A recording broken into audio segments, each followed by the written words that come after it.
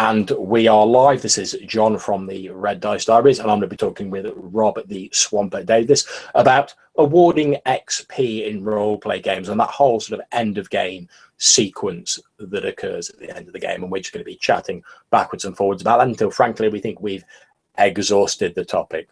So I'll hand you over now to Rob to chat a little bit about what his end-of-game sequence is and how he does or doesn't use the award of XP and end of game sequences. So over to you, Rob. Okay, so yeah, I haven't awarded XP now for a long time. I've tried it over the years, and mixed results at best. It's really not worth it, in my opinion. All the accounting. I mean, the players like it. Most of them do, but it's also very video gamey. It's like ticking off achievements almost. It's like a bar filling up, you know what I mean? Oh, and worst of all, I found with some players it tends to motivate their character to take action where the character shouldn't probably be taking that action, but the player knows, oh, I can get some more XP doing this. So I don't use it anymore. I will say that even when I did use it, it's been a long, more than 20 years since I awarded XP for monster kills. Instead, just solving the encounter, winning, defeating the problem, overcoming the obstacle would award full XP. If you kill the 3 giants, fine. If you make them leave, if you convince them to leave town, it's the same XP and no blood was shed. So that's why I used to do it. But I mean, certainly from my experience, when I first started role-playing, and we were talking a while ago now, it was very much a case of you get XP for killing monsters, getting treasure, making it to a new level of a dungeon or whatever, and that was very much it. Now, as games have gone on, as you've said there, you're talking about awarding XP for winning encounters or for succeeding at an encounter, let's say, the actual amount of things you award XP for has tended to broaden a little bit. So you may still get XP for killing a monster if that's the goal of the encounter, if that succeeds the encounter. But as you say, perhaps you negotiate with the creatures, perhaps you reach some other sort of solution. So I think the terms under which you win XP, you're awarded XP, have become more broad, and it's moved from not just so much killing monsters, getting treasure, etc. It's moved towards more a sort of storyline basis for people being awarded XP. I don't know what you think about that. Well, let me ask you this. Let's say the players had to go defeat an ogre. And so they go and they defeat the ogre in whatever way. Any of those ways you mentioned, and they get awarded XP. And okay, we're headed back to town. And one of the players realizes, oh, I'm only 30 XP shy of my next level. Let's go off in the woods and find some wolves to kill so I can level up. Like, that is, no, you're not getting any XP for that. No, that's my style. But yeah, I mean, I think you make a very good point there. I mean, the fact is that, again, is coming back to the sort of the video game sort of idea, where you're talking about people that are just sort of like grinding on monsters for XP to level themselves up, to get new abilities. Yeah. The way we do it now, the way I handle leveling up now, because I do tend to like leveling up systems. I feel personally that progression is utterly mandatory for an RPG, especially a campaign. And progression can be in terms of story, it can be in terms of character, but I also like to see it in terms of the numbers on the page changing. I like to see a visual representation of the player getting more skilled at what they do. I feel that progression of all those types is vital to a campaign. A campaign where you start at level 10 and end at level 10? Nope, not going to work in my opinion. But, player preferences and all that. What I do now is at the end of each session, it's done democratically with the players. Do you feel enough time has passed to warrant leveling up? And if the general consensus is yes, everybody gets 1 vote, then we level up. That said, it was discussed before the campaign started, you know, approximately how frequently that would occur. I'm playing D&D 5e right now, which suggests leveling up every other session. That's way too fast, in my opinion. I understand why they did it. It was based on a school year, 40 weeks. Leveling once every other week is 20 levels. That's why the game has 20 levels. It was designed with the school week in mind, that level 20. But I'm not stuck to the school level, so I prefer to have the players level up every 3 to 4 sessions, maybe every 3rd session early in the campaign, maybe every 4th, 5th session later in the campaign, but it's not a hard rule. As I said, it's done as a group consensus at the end of the session. I think that sounds like a very sensible way of doing it. I mean, the way I tend to do it personally is I do award XP, although I've gradually moved more towards the milestone system that's used in Fate, which is effectively at certain points when you accomplish a goal or when a significant point has been reached, that's when the players gain the option to progress and to gain additional XP, for want of a better term. Although it does, since you start off very sort of competent in the Fate system, it does tend to be more about refining your character and sort of reflecting changes that have been occurring to that character as a result of the plot, rather than an actual sort of power hike, so to speak. Altering aspects as opposed to a skill gain or something.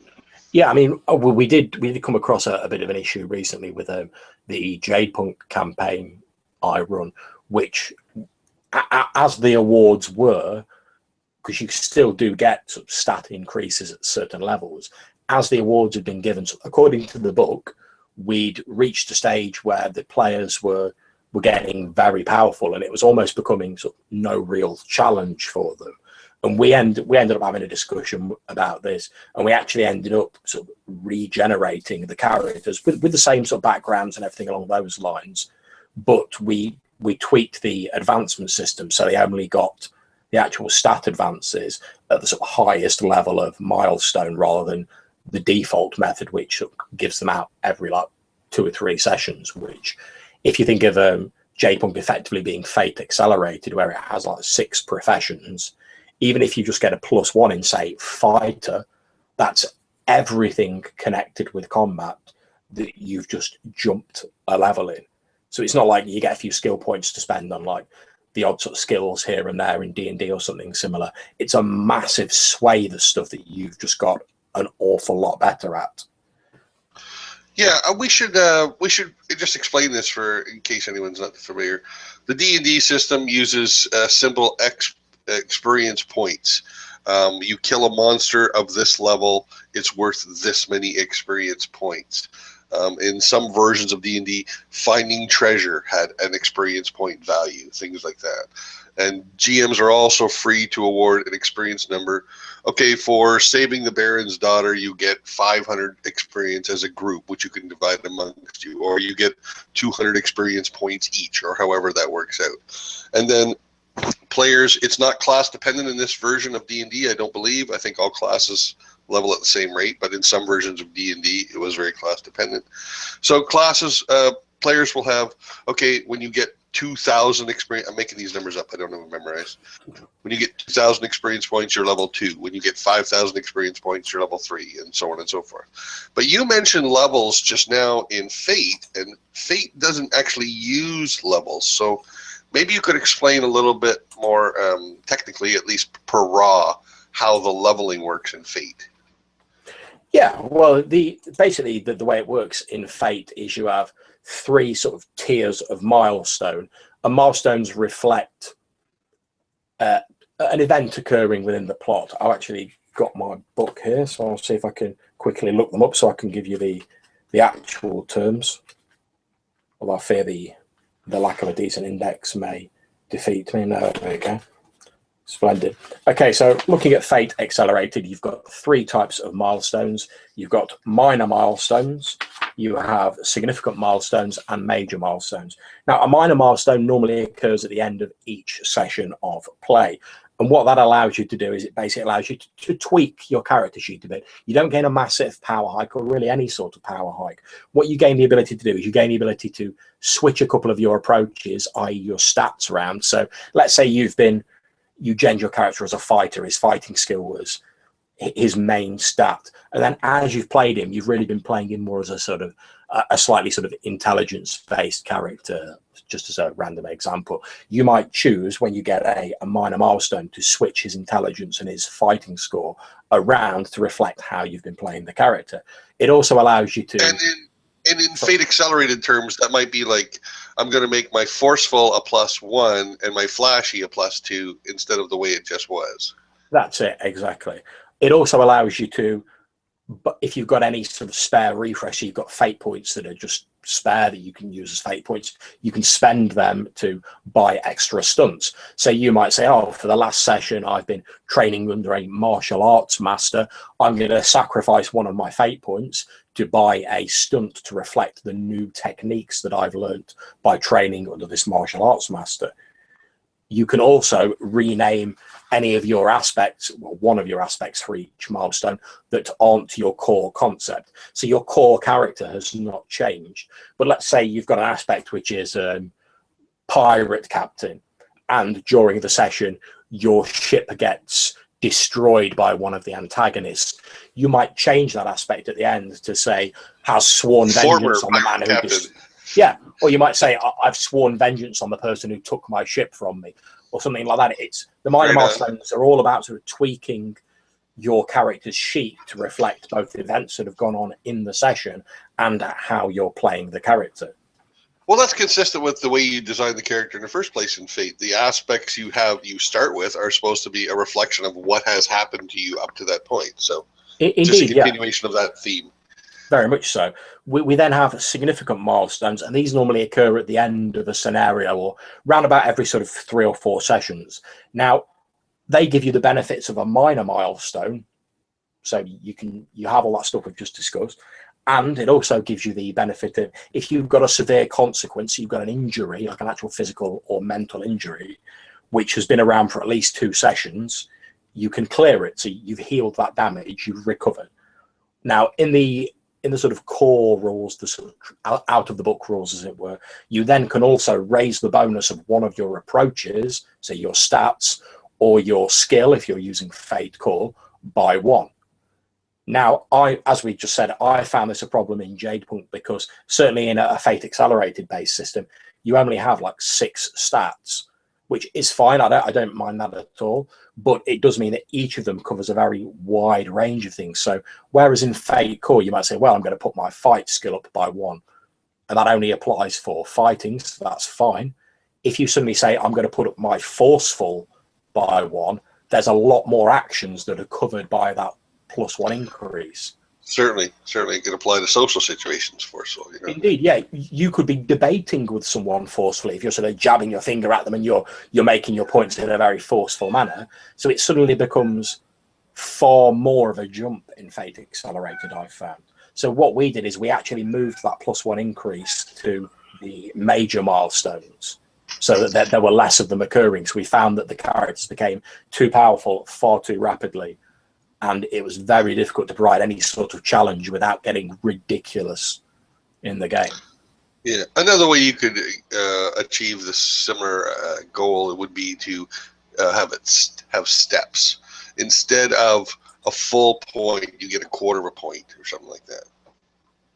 Yeah, exactly right. That is definitely something you could do. The highest tier of milestone is a major milestone, and that gives you the benefits of a significant milestone and a minor milestone. In addition to, you get an additional point of refresh, so 1 extra fate point a session.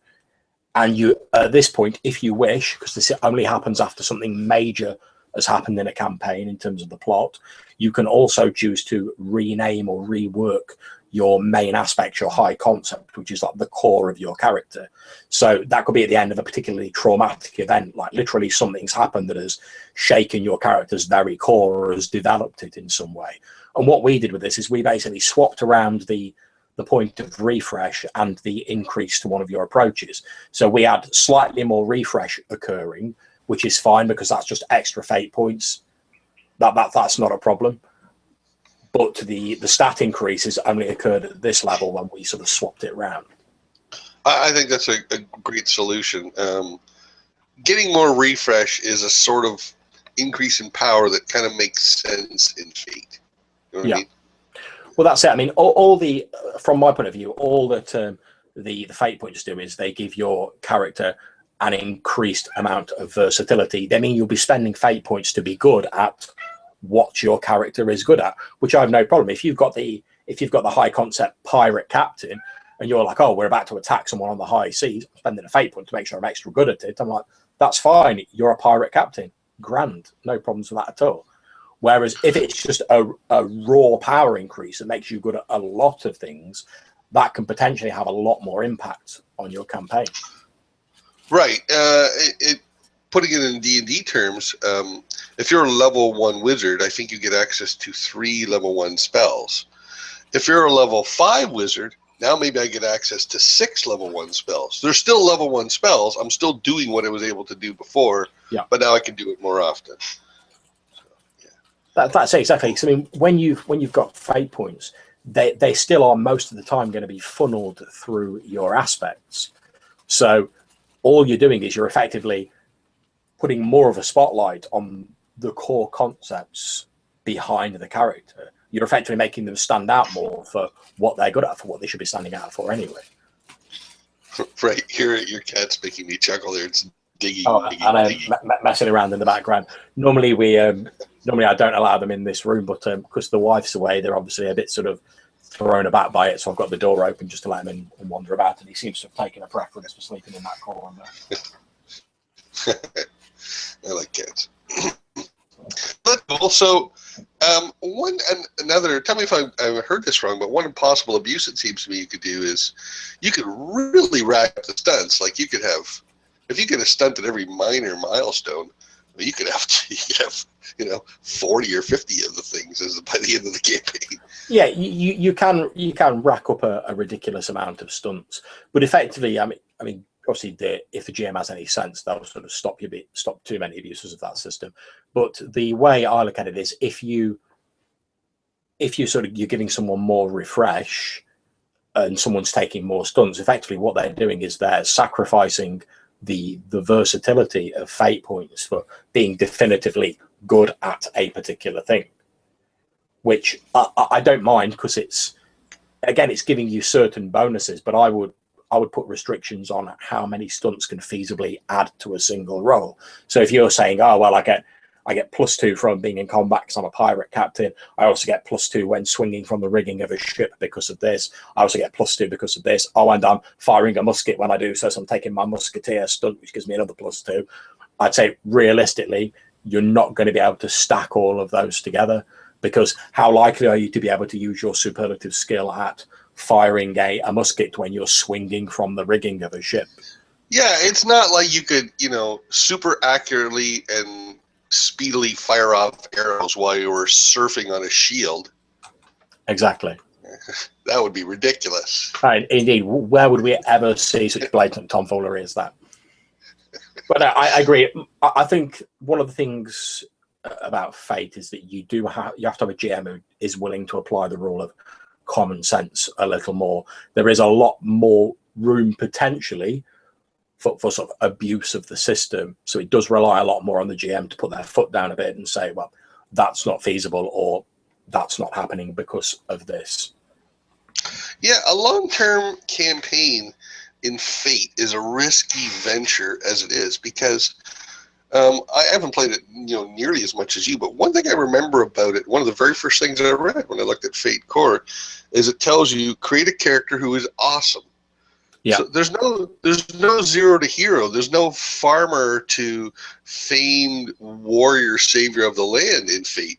You start off as awesome, and if that's the starting point, advancing from there puts you into what? Godlike? You know what I mean? So it's a dangerous waters doing that.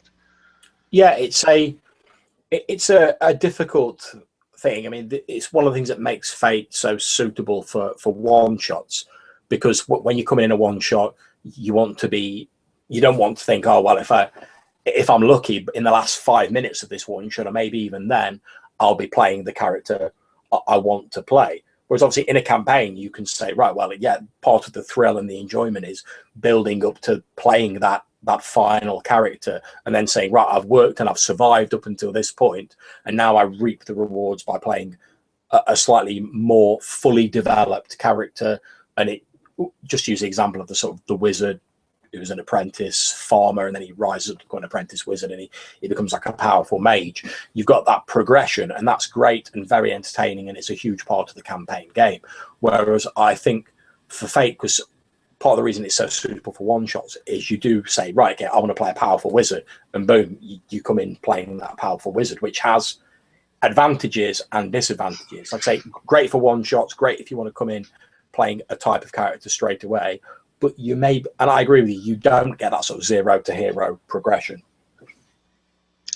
Yeah, I don't know. Just thinking about it now, I think it might be interesting to play a short Fate campaign where you get a little advancement, but not a lot, because a lot, as you said, you ran into problems and you had to dial back the rules. I mean, it's not too often you see GMs using a host rule that severely diminishes things like that, especially advancement. So yeah, that is true. It's interesting. I mean, I don't get me wrong. I think the Fate system is a really cool system, but I think one of its weaknesses is it's not really well designed for long-term campaign. Yeah, I would agree. I think that by default, without some sort of I suppose without some sort of adaptation, it's not designed to sort of handle that by default. Right. So back on the topic of XP, what was all XP related anyway?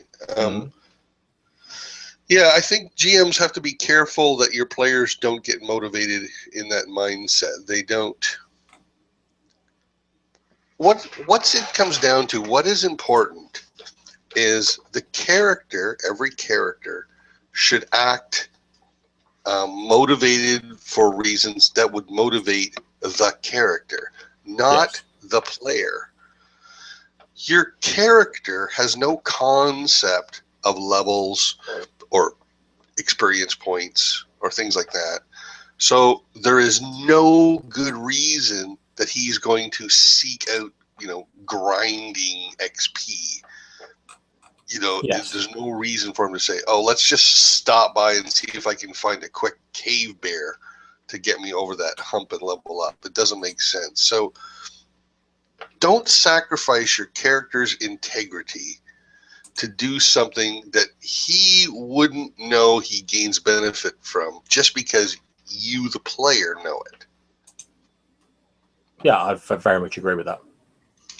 I think it's a case of the XP system should support the role play and the events that are occurring in your game, rather than guiding the events. You shouldn't be, as you say, you shouldn't be doing a course of action because you're thinking, great, this is a way of me getting XP. The system should be saying, because you've pursued a course of action and it's advanced the game in this way, or it's developed your character in this way, that is why you are getting XP. But I think it can be quite a tricky balance to sort of get that not correct, but to sort of balance that out.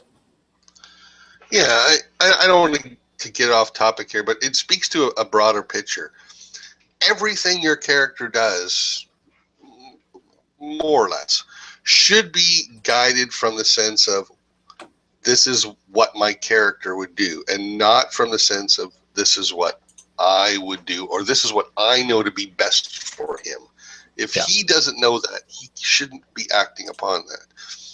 And players are, I think some players are sometimes too quick, too focused on beating the game, on winning the game, on making the correct decisions to make the optimum outcome. Yeah. Now, it's not necessarily a bad thing to do that, but you have to do it solely guided by the knowledge that that character and his allies possess. You can't do it based on other stuff. So don't be so worried about your character making a mistake, doing something that's potentially harmful to him, because the joy is in the play. If that character dies, if something adverse happens to him, in the worst case scenario, he dies, you still get to play. You get to play another character. So you will always get to play.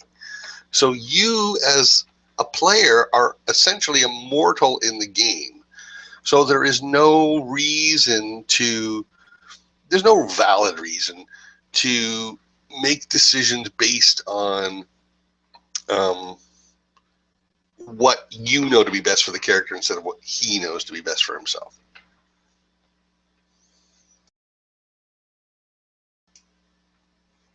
What do you think? Yeah? No? Crazy? Yeah, I think that's a very good point. And I think what we're essentially trying to say, and forgive me if I'm repeating what you've been stating, I think you, as you say, you should be guided by what your character, how your character would react in a situation, and the knowledge that they possess.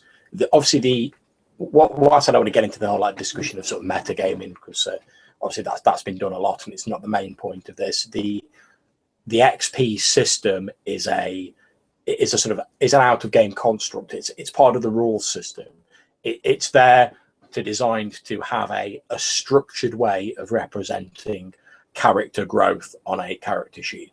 It's not designed to make your decisions for you, or as something which is supposed to guide your role play. It's just supposed to be a thing that sits in the background, and as you go along, it steadily ticks up, and you have a mechanical reflection of how your character's been advancing in terms of their personality and their power level and their skill and experience.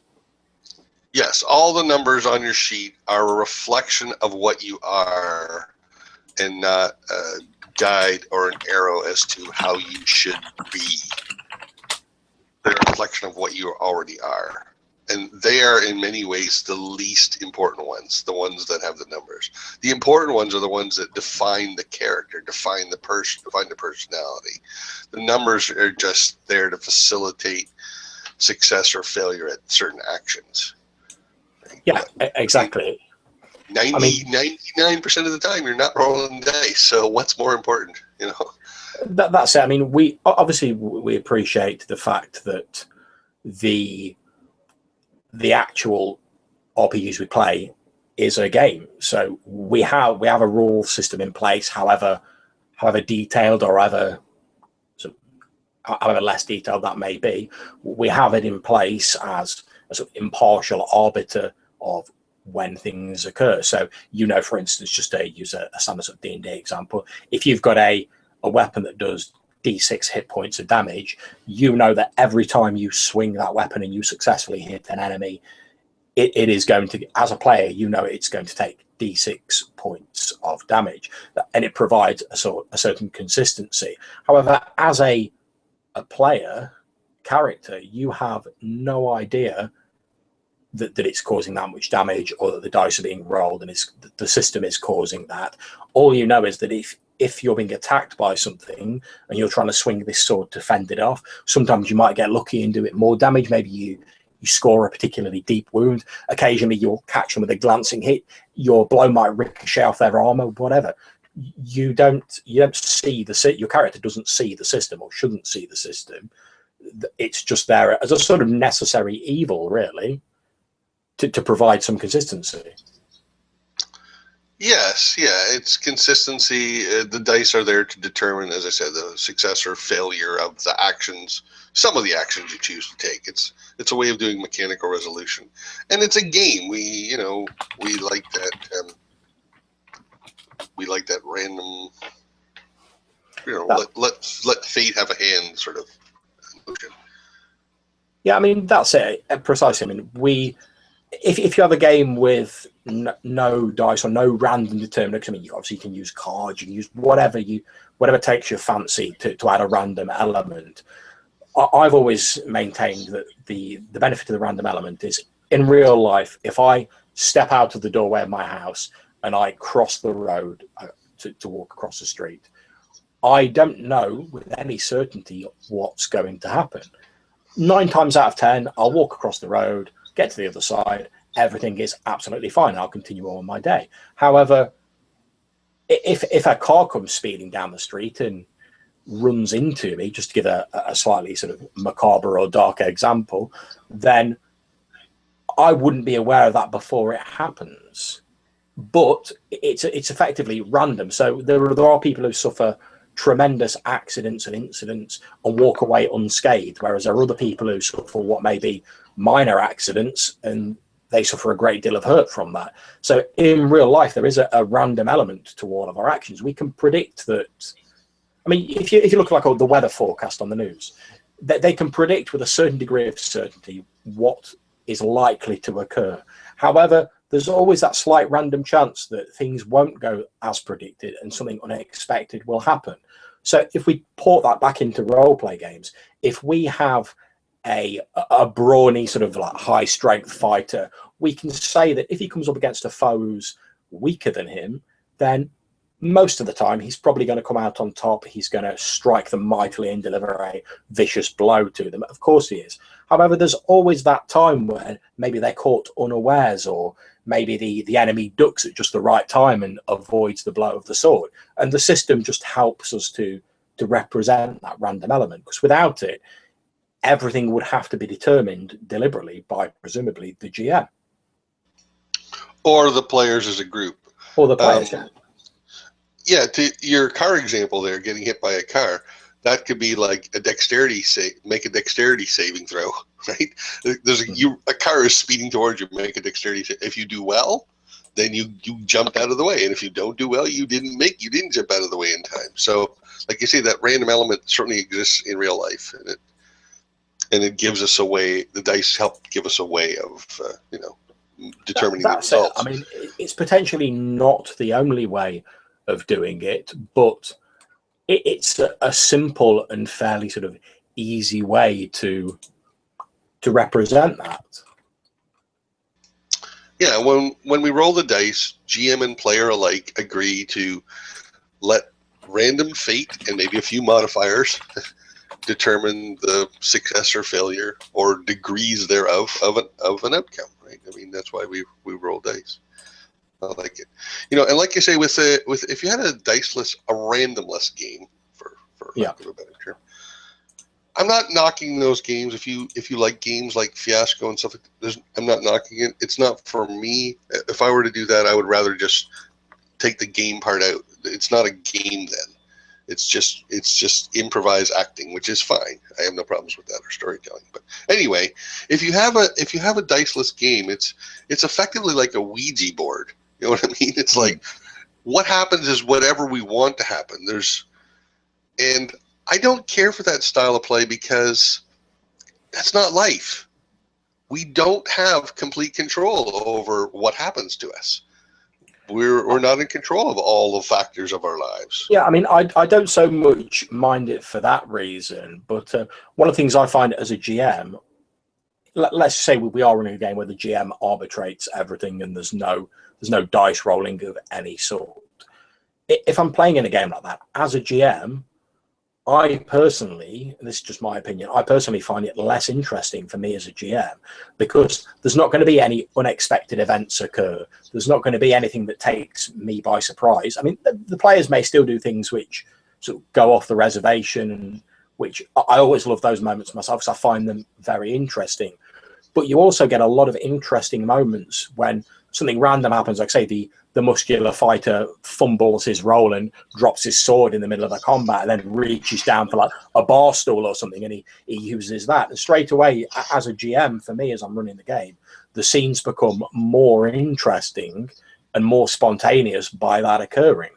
So I think that's another benefit of the dice. It keeps things interesting for the GM as well. And as we were saying before we came on air, if the GM is more interested in the game, you're more likely to get a good game as a result of it. Yeah, I agree. To give another example, I completely agree with your mention of it's way more fun for the GM when he doesn't know how things are going to go. It doesn't have to be completely off grid to achieve that, although that's certainly one way. a simple example from a game I ran last night. The players were looking for some bandits who had stolen some goods and killed some people, and they came into a clearing. And in the clearing, there's a cabin with a closed door. There's a couple of mules tied off. There are two large holes in the ground to the left of the cabin, and there was some rocks to the north of that. And it was raining. And that's it. I mean, and I know what's there, but the players can take whatever approach they want to dealing with that situation. I don't know what approach they're going to take. I don't want to know in advance. I want to play it out. Let's see what happens, right? That's what's fun as the GM, right? So you can set something up, but as long as you give the players lots of avenues of approach, it still accomplishes the same thing for me, because I don't know how they're going to deal with it or what. They might just say, "Screw this, I'm going home." Yeah, exactly. And I think having it like that, it keeps the game fresh, because as we were saying, if the GM is interested and invested in the game, then that enthusiasm tends to carry more. I mean, if you've got a GM who's like leaning forward and he's describing stuff to you and he's really getting into the game, then as a player, certainly from my experience as a player, you're more likely to reflect that back and get involved yourself. Whereas if you've got someone sat there and very monotonely describing everything that they're doing, right, as a player, I'm more likely to sit back and I'll be like, the GM doesn't even seem like interested in this game. So why, as a player, should I be interested? That's it. What's behind the door? Oh,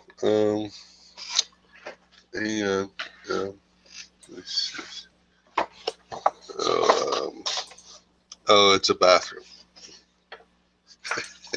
Exactly. Yeah. Nothing like dulling it down for them. Yeah, very much so. Yeah.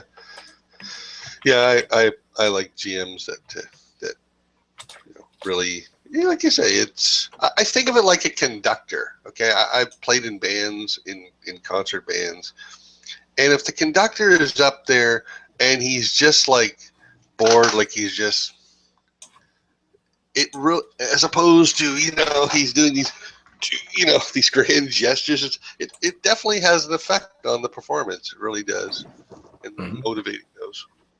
So I think we've covered XP pretty thoroughly. Are there other methods of XP, like of level advancement that you could do? I mean, I suppose one thing we could talk about is potential sort of for in-game sort of rewards, as opposed to like XP, which are the sort of like the raw increase of power of your character, more sort of like in-game rewards. So for instance, like let's say you've been given the deeds to a property or some land by someone within the game, so that's actually like a reward reflecting your actions for what you've undertaken, but it's actually an in-game reward. So rather than the system sort of reinforcing the fact you've been rewarded for something, whatever it may be, it's actually an NPC or some aspect of the game world rewarding the character. So it's all sort of kept in character. Right. Well, you can certainly do both if you have a system that allows for both. My players recently got rewarded a house in their game, and we still do leveling up. But as an alternate, it's a possibility. However, I would refer you to the beginning of this conversation where I mentioned that, at least for me, my preference is it's important that the characters show some advancement of ability as well. I don't want him to be the same power at the end of a campaign as at the beginning of a campaign.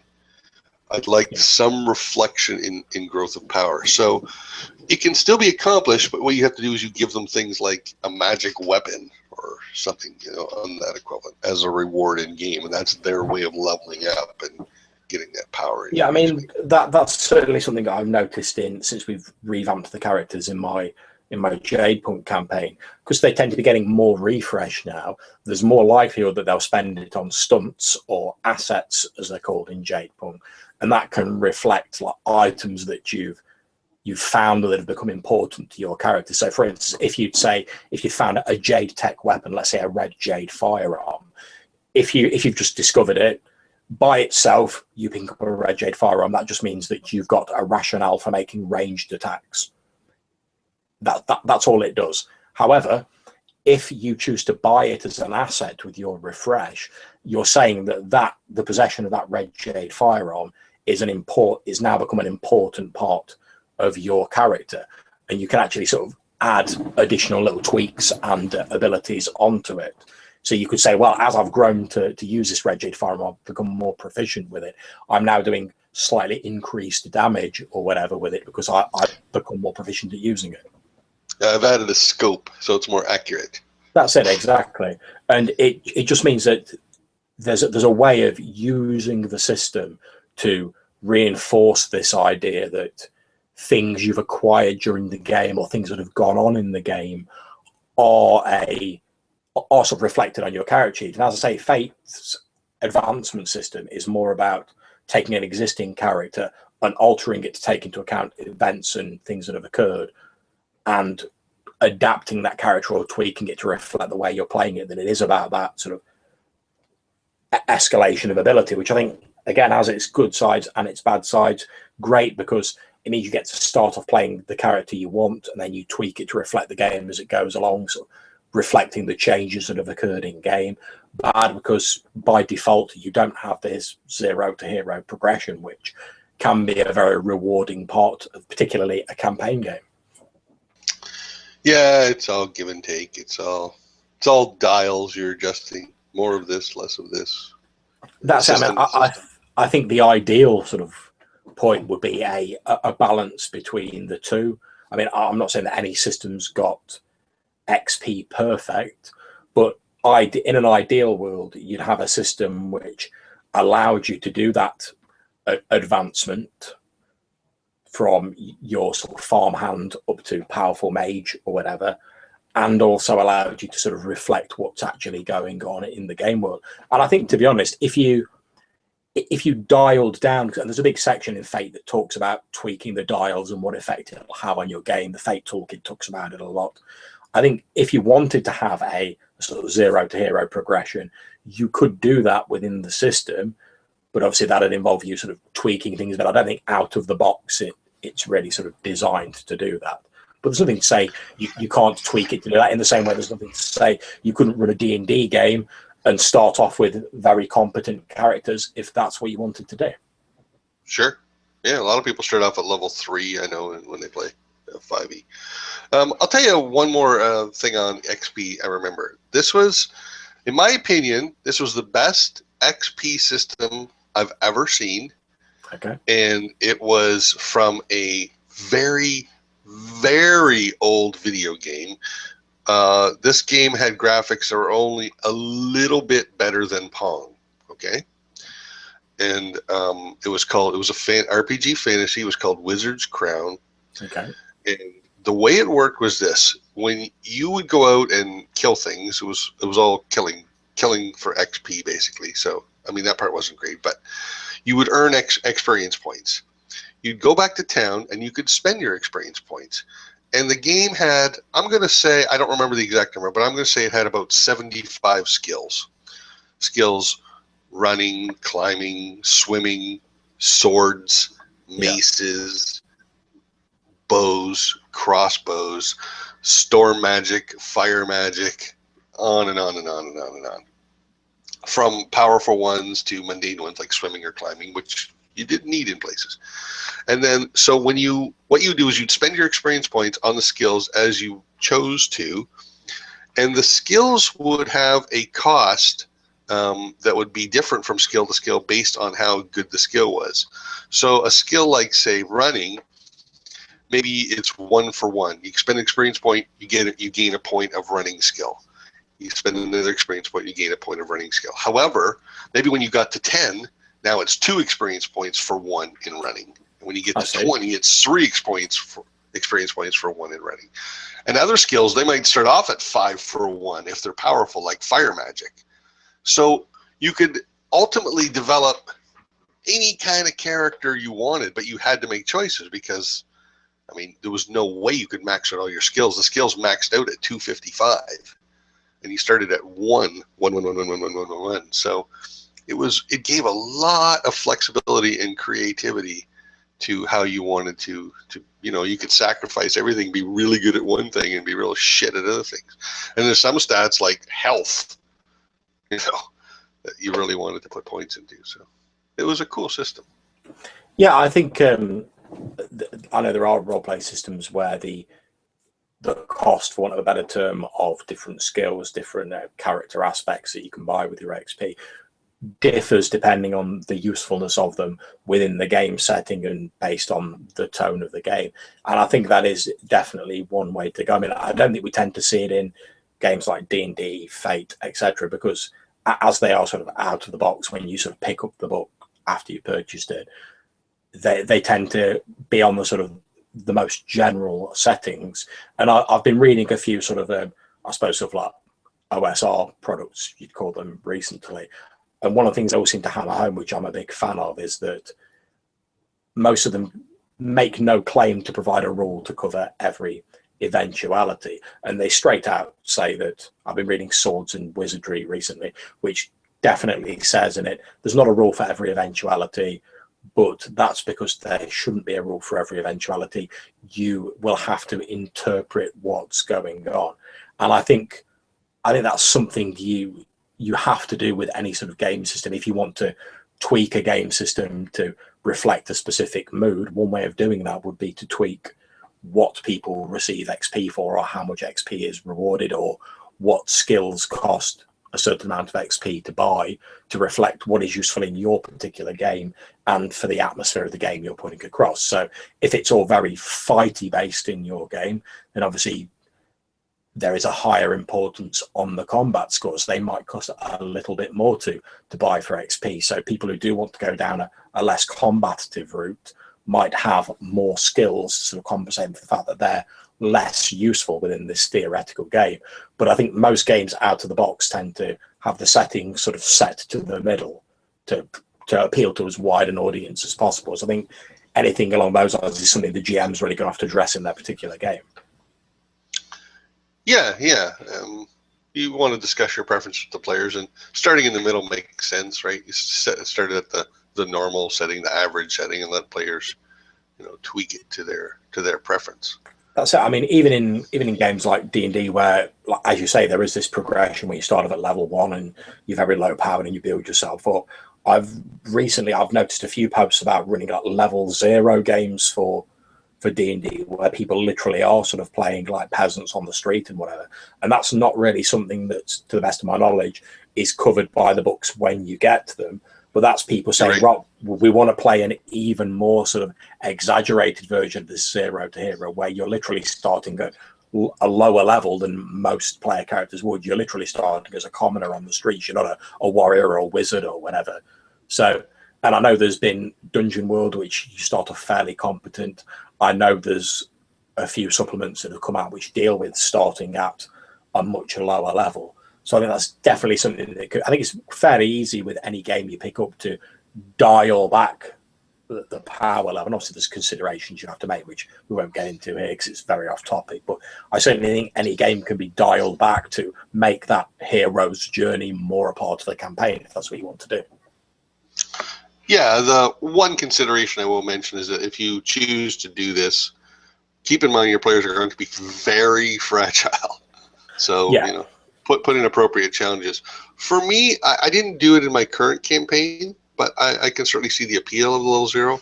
But for me, the appeal of level 0 isn't to extend the 0 to hero story, but rather to tell the prequel of the hero, right? Well, I mean, so if we use as an example, let's use the Star Wars films as an example, because I'm running a lot of Star Wars at the minute. But if you look at the very first of the prequel films, when you first meet Anakin Skywalker, he's just some like young child. Yeah, okay, he has some talents. He's the only kid who can ride a pod racer or whatever. But when it comes down to it, he's just a very fragile, small child. I mean, if some dark side user had walked up to him with a lightsaber and just gone, vroom, that'd have been the end of him. There'd have been no, I'm jumping out of the way using my funky Jedi powers or whatever, because he doesn't get that stuff until later on. So you can always start off at this sort of very low level and then develop, but it just depends on what you want to do within your game.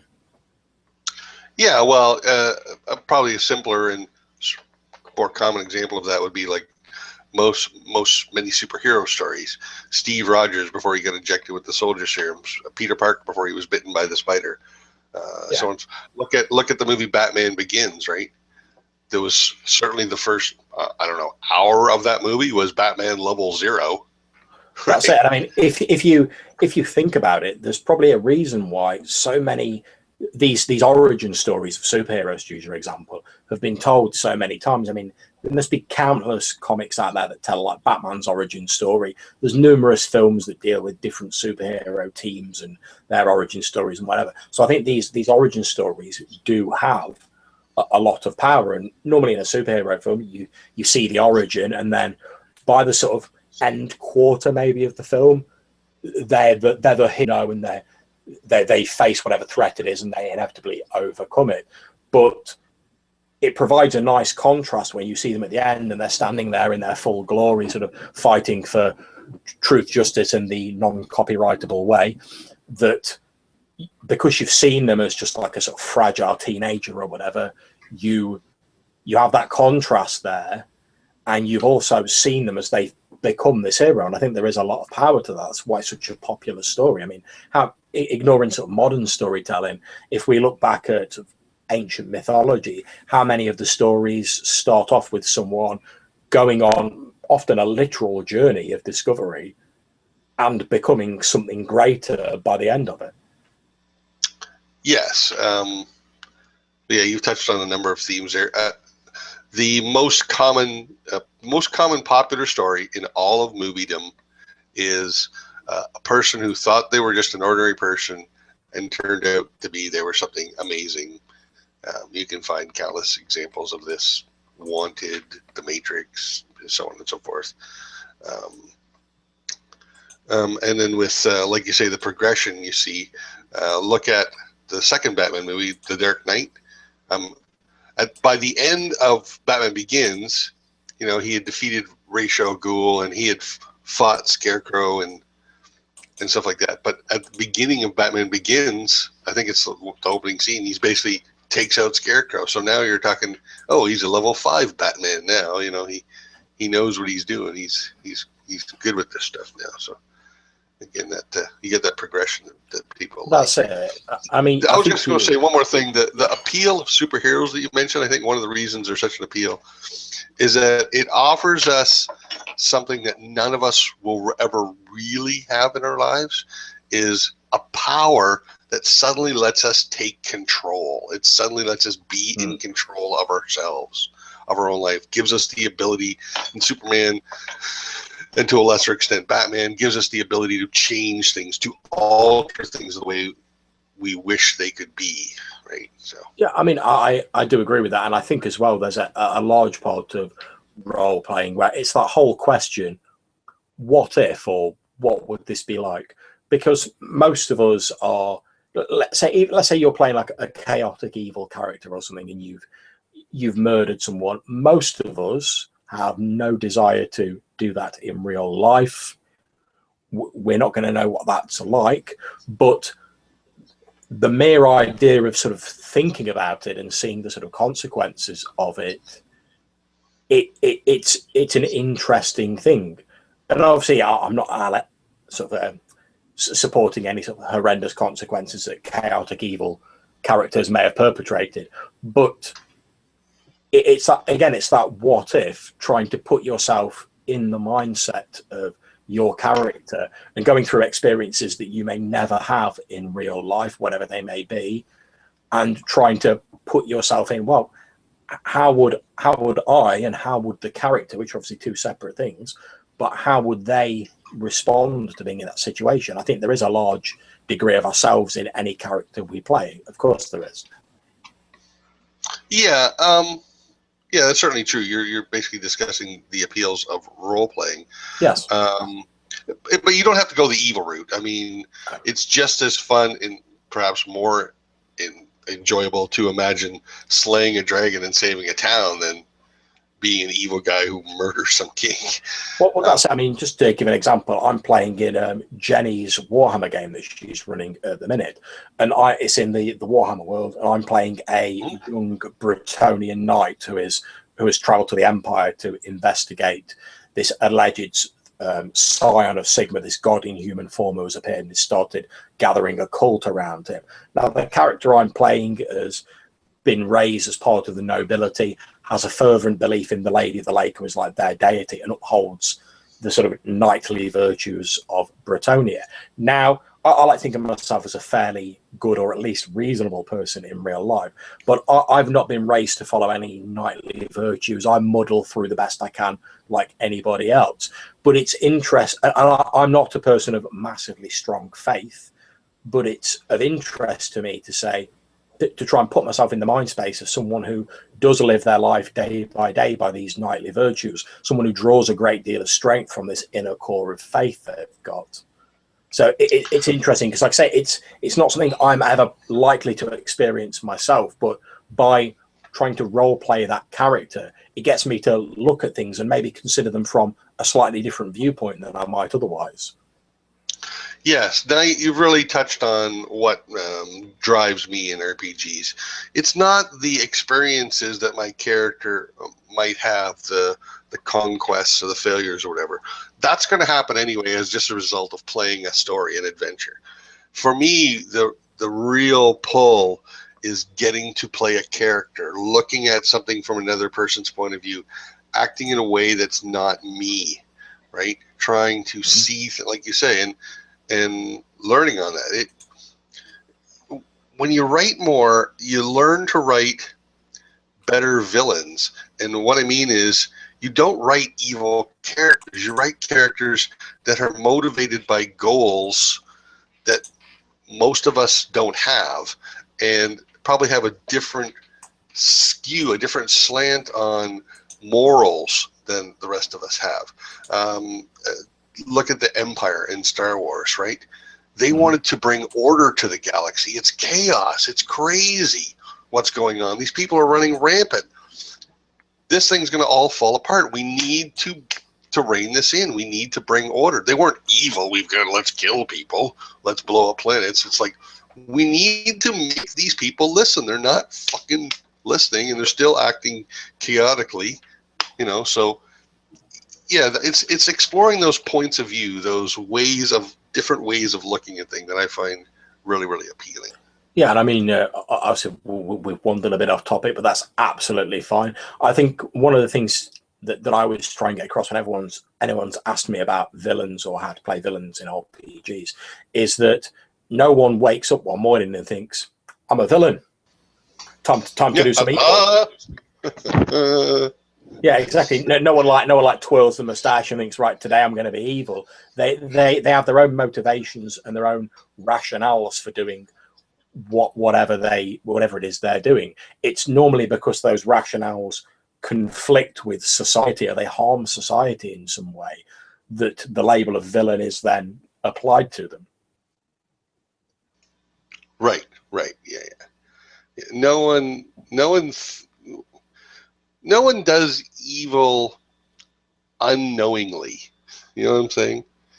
If they're doing something they consider evil, they know that what they're doing is evil. But like you say, they need to be motivated by real things. They need to be motivated by real purposes and reasons, and justifiable to them, even though you might think that's absolutely nuts. One example I like to give is when I talk about how characters should make decisions that the person, well, that's a really bad idea. But it might make sense for this guy to not think so. And so I'm going to tell you a very short, true story. There's a local fellow in my town who's a bit of a drunkard, and when he gets drunk, he likes to pick fights. And he has no concept, or at least no care, on the chances of him actually winning a fight with whom he picks it with. So there was a dance once, and this guy's like about 5'3", 160 pounds. Like, there's nothing to this guy. And he's at a dance, and there's a guy around here who we call Tex. And he's like 6'6", gorilla, Okay, like he's got a foot on this guy, and this guy goes up and starts a fight with him. And he really had to push the guy, like he pushed him 3 or 4 times to get in a fight with him. And anybody in their right mind would think, you idiot, why are you doing this? That's ridiculous. But to him, it didn't seem so. So you have to try and, you know, justify the actions, even if they seem extreme to external view. And it's going to make your world more real, because people like that really do exist, right? Oh yeah, of course.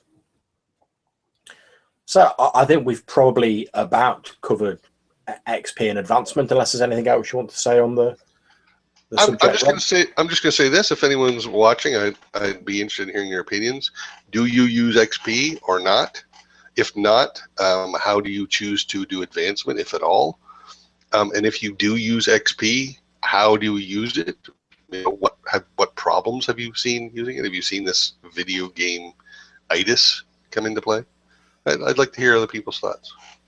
Yeah, I mean, anyone who's watching this video, please feel free to put your thoughts on XP or how you use it, if you use it at all. If you don't, what do you use instead? Please feel free to put any of those thoughts in the comments box, which will be down below this video. I'm sure both myself and Rob would love to see the different points of view that you all have out there, since we're aware there's many, many different games and there's many, many different views on how things can run during a game. And it's always good to have a look at other people's ideas, even if you decide it's not for you, because you may find something that you think, oh yeah, actually that could really work in my game, or maybe I'm not fond of that, but it's starting me thinking about something different, which I may not have thought about before. So it's always a good idea, in my opinion, to get as many different ideas in as you possibly can, because the more stuff you've got going in, the more likely you are to get something worthwhile coming out.